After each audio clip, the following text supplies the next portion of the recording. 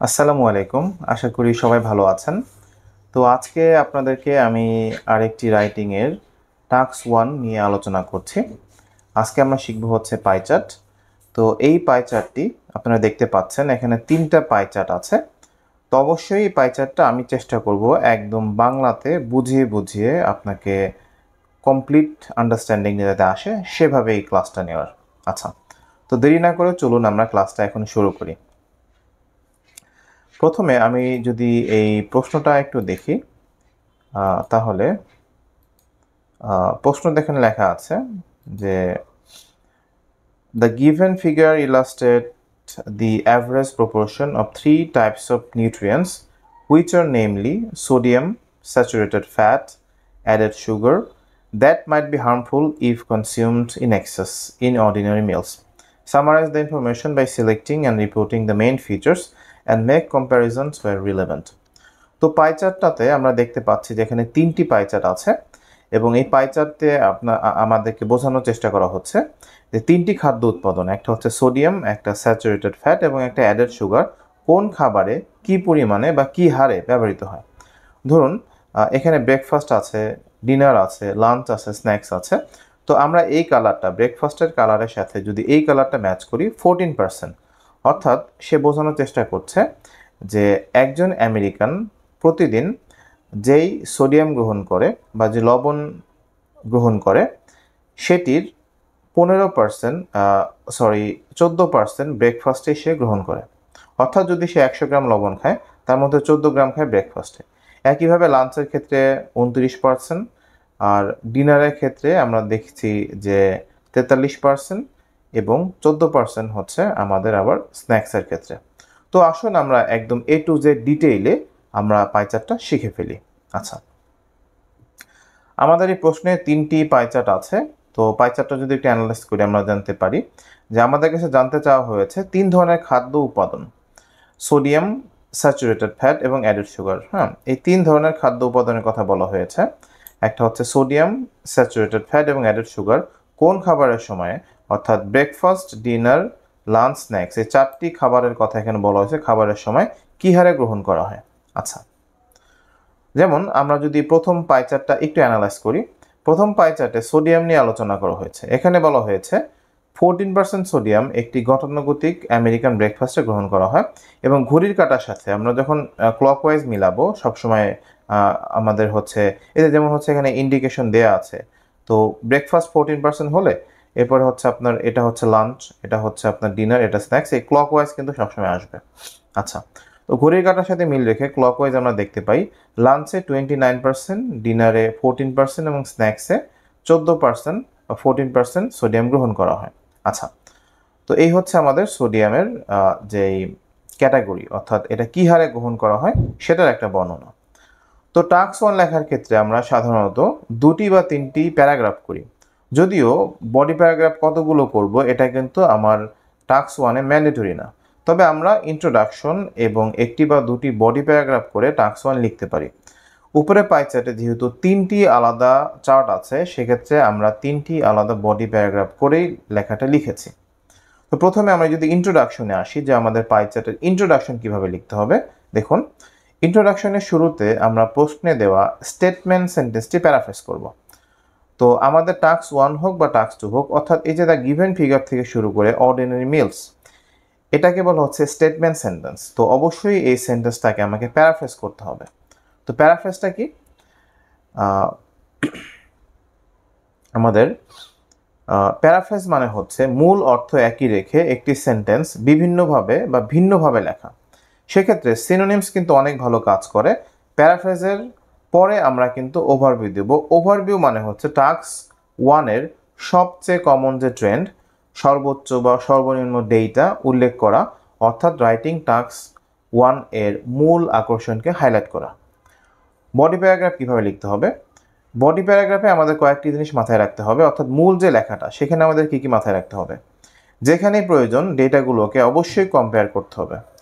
কম্প্যারিজনটা খুব important task 1-এ, অর্থাৎ আপনি যদি কম্পেয়ার না করতে পারেন আপনার স্কোরটা কিন্তু 5.5-এই স্ট্যাক থাকবে। এটাকে যদি আপনি 5.5-এ স্ট্যাক না করে আপনি 6.5-এ নিতে চান, 7 নিতে চান, অবশ্যই খুব ভালো কম্পেয়ার করতে হবে। সেন্টেন্স ভ্যারিয়েশনে কিন্তু আমাদের মনোযোগ দিতে হবে, অর্থাৎ এখানে আমি বিভিন্ন ধরনের টেন্স ব্যবহার করব, এখানে অ্যাক্টিভ প্যাসিভ আমি ব্যবহার করব এবং সেন্টেন্স ভ্যারিয়েশন আমি ব্যবহার করব। এবং টেন্সের কথা যেটা বললাম সেটা অবশ্যই খেয়াল রাখতে হবে যে আমার এই লেখাটি কি পাস্ট টেন্সে আছে, নাকি প্রেজেন্ট টেন্সে আছে, নাকি ফিউচার টেন্সে আছে।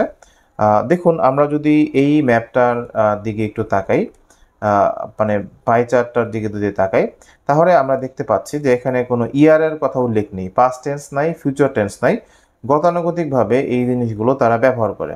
তো অবশ্যই এখানে কিন্তু আমাদের এটা প্রেজেন্ট টেন্সে করতে হবে, এটা পাস্ট টেন্স বা ফিউচার টেন্সে করলে হবে না।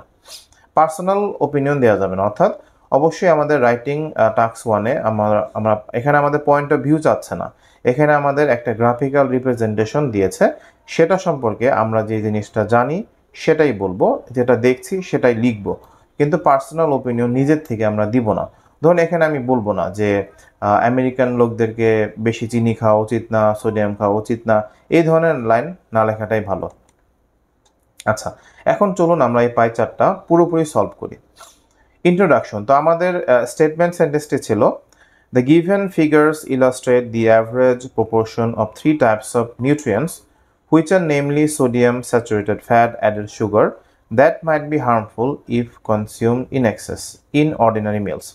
তো সেক্ষেত্রে আমরা দেখুন কিভাবে প্যারাফ্রেজটা করছি। The pie charts describe different types of ingredients.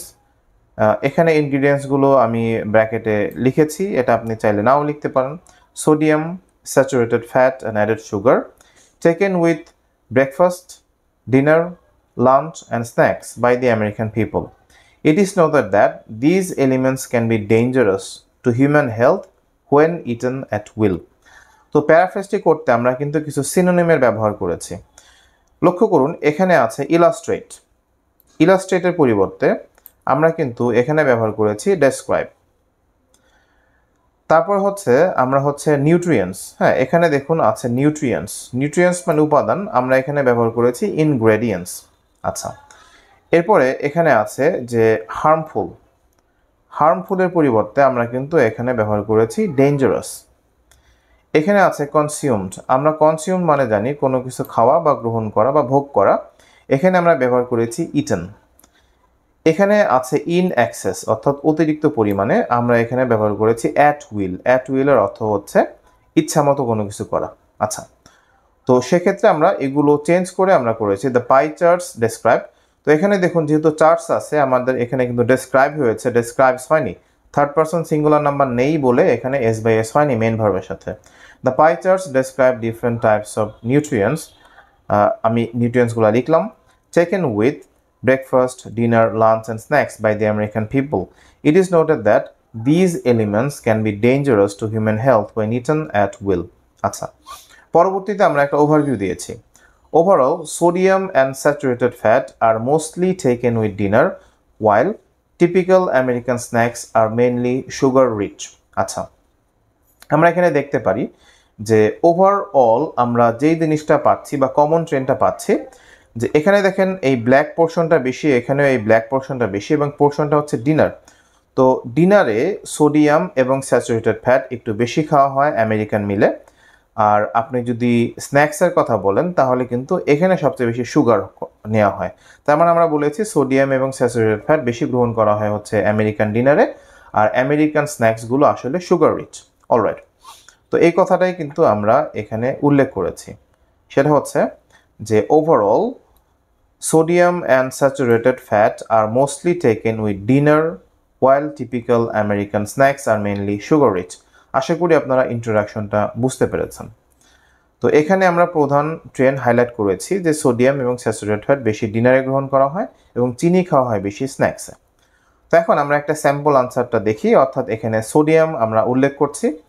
তো কি লিখেছি, ফার্স্ট লাইনটা যদি আমরা পড়ি, the pi charts describe different types of ingredients taken with breakfast, dinner, lunch and snacks by the American people.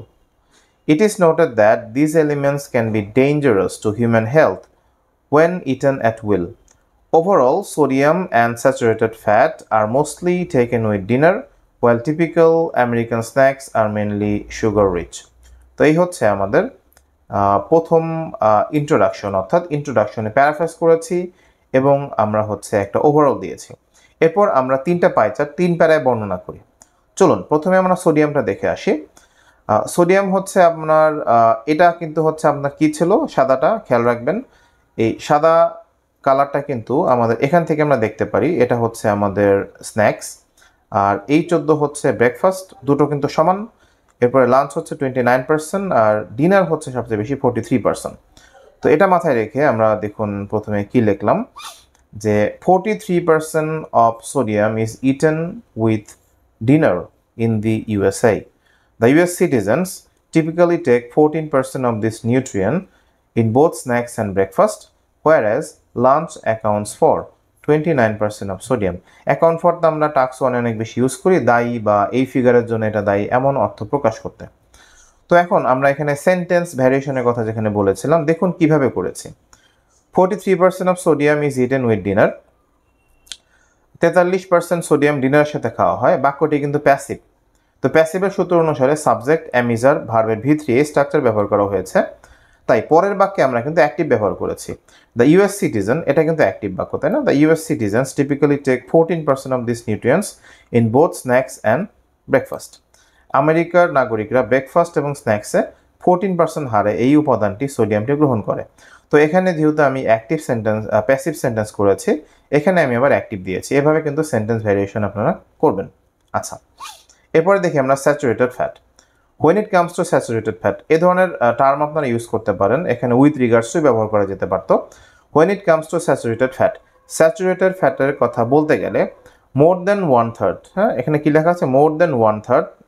তো দেখেন স্যাচুরেটেড ফ্যাট কিন্তু 37%, তো এটা হচ্ছে মোর দেন 1/3 ইজ কনজিউমড উইথ ডিনার, অর্থাৎ এই কালো কালারটা হচ্ছে ডিনারের সাথে প্রায় 1/3 একটু বেশি স্যাচুরেটেড ফ্যাট গ্রহণ করা হয়। হোয়াইল দ্য লিস্ট, সবচেয়ে কম হচ্ছে 16%, তাই না, সবচেয়ে কম 16% ইজ ইটেন উইথ ব্রেকফাস্টের সাথে গ্রহণ করা হয়। তো এখন আমি কিন্তু এটাও প্যাসিভ ইউজ করেছি, মোর দেন 1/3 ইজ কনজিউমড, এবং হচ্ছে the list is eaten with breakfast. The people of USA, এখন আমি আবার অ্যাক্টিভ করেছি সেন্টেন্স ভ্যারিয়েশনের জন্য। The people of the USA have 21% and 26% of this fat in snacks and lunch respectively. আচ্ছা, তো হ্যাভ মানে এখানে খাওয়া অর্থে প্রকাশ করেছি। The people of USA have 21%, দেখেন 21% and 26% of this fat in snacks and lunch respectively, অর্থাৎ এটা হচ্ছে আমাদের লাঞ্চ আর এটা হচ্ছে আমাদের স্ন্যাক্স। তার মানে হচ্ছে আমি যেহেতু 21% আগে বলেছি, তো আমাকে আগে স্ন্যাক্স বলতে হবে যেহেতু 21%, আর 26% যেহেতু পরে বলেছি, এটা আমাকে লাঞ্চের সাথে বলতে হবে। তো রেসপেক্টিভলি এর জন্যই দিয়েছি। অর্থাৎ আমি যদি বলি যে আমার 2 বোন আছে, সুমি এবং মিতু, সুমির বয়স 20 এবং মিতুর বয়স 27 রেসপেক্টিভলি, অর্থাৎ প্রথম জনের বয়স হচ্ছে 20, পরের জনের বয়স হচ্ছে 27, এরকম যদি কোনো কিছু আমরা বলি সেক্ষেত্রে আমরা রেসপেক্টিভলি ব্যবহার করি। অর্থাৎ 21%, 26%, এখানে আছে আমাদের স্ন্যাক্স এবং লাঞ্চ, তার মানে এই 21% যাবে স্ন্যাক্সের সাথে আর 26% যাবে লাঞ্চের সাথে। আশা করি ব্যাপারটা বুঝতে পেরেছেন। অ্যাডেড সুগারকে বর্ণনা করি। Snacks account for 42% of added sugar, এখানে আবার অ্যাকাউন্টেড ফর কথাটা ইউজ করলাম আমি। Snacks account for 42% of added sugar which is the highest among meals, যেটা মিলের মধ্যে সবচেয়ে বেশি, হ্যাঁ সবচেয়ে বেশি 42%, এটা কিন্তু আপনার স্ন্যাক্সে গ্রহণ করা হচ্ছে। The second position goes to dinner, এখানে একটু অন্য টাইপের সেন্টেন্স ব্যবহার করলাম। The second position goes to dinner sentence ভ্যারিয়েশনের জন্য। দেখেন এটা হচ্ছে 23%, এখানে সবচেয়ে বেশি 42, সেকেন্ড পজিশন 23%, এর জন্য বললাম the second position goes to dinner 23%। An average American person is seen taking, এখানেও কিন্তু প্যাসিভ ইউজ করলাম। অ্যান অ্যাভারেজ আমেরিকান পার্সন, একজন অ্যাভারেজ আমেরিকান পার্সনকে দেখা যায়, ইজ সিন টেকিং, তাকে দেখা যায় গ্রহণ করতে 19% of added sugar for lunch, 19% added sugar সে লাঞ্চে গ্রহণ করছে। Whereas the figure for breakfast is only 16%, যেখানে ব্রেকফাস্টের ফিগারটা হচ্ছে কি মাত্র 16%। তো এই যে সেন্টেন্স ভ্যারিয়েশন করলাম, এটার জন্য কিন্তু এটা হাই মার্কস ডিজার্ভ করে। তো এইভাবে আপনাকে চিন্তা করতে হবে যে একই সেন্টেন্স যাতে বারবার আমরা ব্যবহার না করি। চলুন এখন পুরো পাই চার্টটা আমরা একবার দেখে আসি। The pie charts describe different types of ingredients taken with breakfast, dinner, lunch, and snacks by the American people. It is noted that these elements can be dangerous to human health when eaten at will. Overall, আমি হচ্ছে একটু mark করি দেখুন, overall sodium and saturated fat are mostly taken with dinner, while typical American snacks are mainly sugar rich. আচ্ছা, এরপর বলেছি 43% of sodium is eaten with dinner in the USA. The US citizen typically take 14% of this nutrient in both snacks and breakfast, whereas lunch account for 29% of sodium. এরপর বলছি when it comes to saturated fat, more than 1/3, 33%, 37% ব্র্যাকেটে দিয়েছে, এভাবে আপনারা দিবেন, is consumed with dinner, while the least এটা বলে দিয়েছে 16% is eaten with breakfast. এরপরে বলেছি the people of USA have 21% and 26% of this fat in snacks and lunch respectively. Snacks account for 42% of added sugar, which is the highest among meals. The second position goes to dinner. An average American person is seen taking 19% of added sugar for lunch. The figure for breakfast is only 16%. Total হয়েছে আমাদের 165 watt. তো এই হচ্ছে আমাদের task 1 এর একটা পাই চার্টের পূর্ণ বর্ণনা। এখন একটা প্রশ্ন আপনার কাছে থাকতে পারে, টাস্ক 1 এ কনক্লুশন দিতে হবে কিনা। তো দেখেন এখানে আমি যে জিনিসটা বলার চেষ্টা করছি যে কনক্লুশন টাস্ক 1 এ অপশনাল, যদি বডি প্যারা এবং ইন্ট্রো মিলিয়ে 150 ওয়ার্ডের বেশি ওয়ার্ড হয়ে যায় তখন কনক্লুশন দেওয়ার কোনো দরকার নেই, কারণ আমরা কনক্লুশন মানে কি সামারি, এটা তো আমরা ওভারঅলই দিয়ে দিয়েছি। 150-এর কম শব্দ হলে তখন ওভারভিউকে প্যারাফ্রেজ করে ছোট্ট একটি কনক্লুশন দেওয়া যেতে পারে। তো আমাদের এই রাইটিংয়ে যেহেতু ইন্ট্রোডাকশন সহ বডি প্যারাগ্রাফ সহ 165 ওয়ার্ড হয়ে গিয়েছে, 150 ওয়ার্ড হলেই হবে, সেক্ষেত্রে এই ক্ষেত্রে আমাদের কোনো কনক্লুশন দেওয়া লাগলো না। আদারওয়াইজ যদি এমন হয় যে আপনারা 130, 35 বা 40 ওয়ার্ড লিখে ফেলেছেন, 10-12 ওয়ার্ডের কারণে 150-এর যে আমাদের একটা বেঞ্চমার্ক আছে সেটা আমরা ফুলফিল করতে পারছি না, সেক্ষেত্রে আপনারা কনক্লুশন দিতে পারেন। আশা করি আপনারা বুঝতে পেরেছেন এবং ক্লাসটি আপনাদের ভালো লেগেছে। আমরা অনলাইনে ক্লাস নিই বা অফলাইনে ক্লাস নিই, এভাবেই খুঁটিয়ে আমরা বোঝানোর চেষ্টা করি। সবাইকে অনেক ধন্যবাদ। আল্লাহ হাফেজ।